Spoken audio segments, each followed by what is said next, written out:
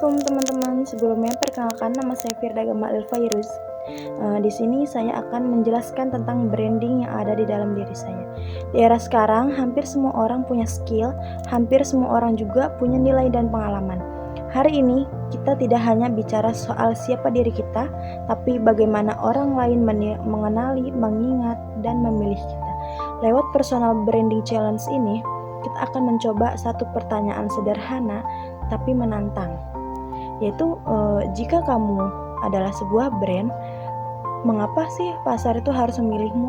Karena di dunia nyata ini tidak yang paling dikenal belum tentu yang paling hebat, tapi yang paling jelas nilainya itulah yang dipilih. Baik, di sini pada bagian satu ini ada positioning, yang dimana saya memilih menjadi yang berbeda di dalam lingkungan sosial. Menjadi yang berbeda di lingkungan sosial ini adalah sikap menjadi berani, menjadi diri sendiri dan mempertahankan nilai positif meskipun tidak sama dengan orang lain, tanpa mengabaikan sikap saling menghargai juga. Selanjutnya ada tujuan menjadi yang berbeda. Di sini ada 4 tujuan. Yang pertama itu membangun hubungan sosial yang sehat dan saling menghargai, menciptakan lingkungan yang harmonis dan nyaman, menjadi pribadi yang dipercaya dan dihormati, memberikan pengaruh positif bagi orang lain. Nah, di sini juga pada slide ini ada bentuk-bentuk menjadi yang berbeda. Yang pertama ini ada sikap empati dan kepedulian, yaitu mampu memahami perasaan orang lain, mampu mau mendengarkan dan membantu tanpa pamrih. Nah, yang kedua ini etika dan perilaku sosial yang baik, yang dimana ini menjaga sopan santun, menghormati perbedaan, dan bertindak sesuai norma yang berlaku. Yang ketiga ini konsistensi dalam perilaku positif, tidak hanya bersikap baik saat diawasi, tetapi tetap konsisten dalam berbagai situasi. Nah, yang terakhir ini ada kemampuan menjadi penengah, mampu meredam konflik dan mencari solusi yang adil bagi semua pihak. Langsung masuk ke bagian kedua, value proposition. Di sini ada 3 pertanyaan. Yang pertama ini, masalah apa yang bisa diselesaikan? Yang kedua ini, untuk siapa value kamu paling relevan? Yang ketiga ini, mengapa sih orang harus memilih kamu bukan orang lain? Di sini saya akan menjawab pertanyaan pertama, yaitu pertanyaannya, masalah apa sih yang bisa kamu bantu selesaikan?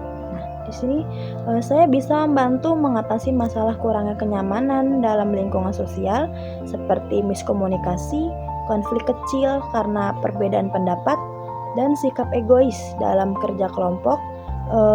Dengan sikap terbuka dan mau mendengarkan, saya berusaha menjadi penengah agar komunikasi ini lebih lancar dan suasana tetap.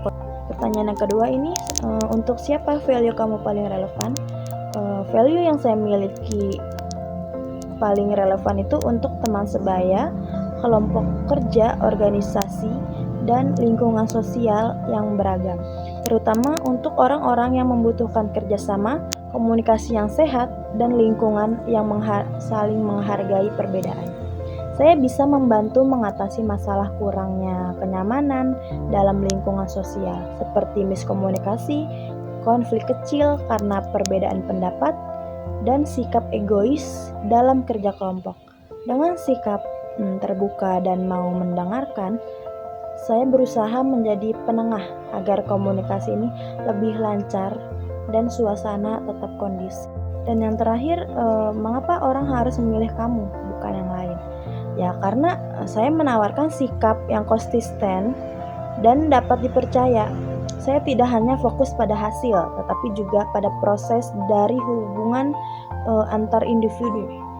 Saya mampu menyesuaikan diri dengan berbagai karakter, menghargai pendapat orang lain, dan menjaga etika dalam bersosialisasi. Inilah yang membuat saya berbeda dan bernilai di lingkungan sosial. Selanjutnya di sini ada bagian yang ketiga, emotional branding. Di sini ada 2 pertanyaan. Yang pertama itu, emosi apa sih yang ingin dirasakan orang setelah berinteraksi denganmu, dan perilaku apa yang harus kamu konsistenkan agar emosi itu muncul. Saya akan menjawab pertanyaan pertama dulu. Yang pertama itu ada emosi apa yang ingin dirasakan seseorang setelah berinteraksi dengan saya. Yang pertama ini merasa nyaman. Orang merasa aman dan tidak dihakimi saat berbicara dengan kita. Mereka bisa jadi diri sendiri tanpa takut salah. Yang kedua ini merasa dihargai. Orang merasa pendapatnya ini penting dan keberadaannya diakui. Yang terakhir ini ada merasa termotivasi. Setelah bertemu kita, orang lebih jadi semangat, lebih percaya diri dan ingin berkembang. Selanjutnya pertanyaan yang kedua, perilaku apa yang harus kamu konsistenkan agar emosi itu muncul? Karena saya ingin menawarkan sikap yang konsisten dan dapat dipercaya, saya tidak hanya fokus pada hasil, tetapi juga pada proses dan hubungan antar individu. Saya mampu menyesuaikan diri dengan berbagai karakter, menghargai pendapat orang lain, dan menjaga etika dalam bersosialisasi. Inilah yang membuat saya berada dan bernilai di lingkungan sosial. Selanjutnya bagian keempat, anti perang harga. Alasan apa sih yang membuat orang itu tetap memilihmu? Di sini saya memilih sikap karena ada 3 poin. Yang pertama itu sikap itu langsung kelihatan orang lain bisa langsung menilai kita dari cara kita bersikap. Nah, yang kedua ini sikap bikin orang nyaman di lingkungan sosial, orang cenderung memilih dekat sama kita gitu. Yang ketiga ini sikap menunjukkan nilai diri. Sikap itu cerminan karakter. Jadi sikap itu menunjukkan bahwa karakter kita tuh seperti ini gitu. Lalu di bagian terakhir ini bagian 5 yaitu futur strategi. Ada pertanyaan satu itu dalam 3 tahun ke depan personal branding apa saya ini ingin dikenal sebagai apa. Dalam jangka waktu 3 tahun ke depan ataupun seterusnya, personal brand saya ingin dikenal sebagai pribadi yang punya sikap positif dan membawa pengaruh baik di lingkungan sosial. Saya ingin dikenal bukan karena pencitraan atau ingin terlihat paling menonjol, tapi karena saya ingin bersikap dan memperlakukan orang lain itu dengan baik.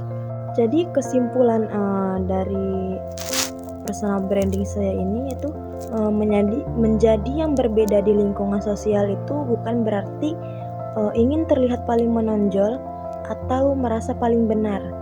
Perbedaan itu justru muncul dari keberanian menjadi diri sendiri, bersikap konsisten dengan nilai positif, dan memberi dampak baik bagi sekitar.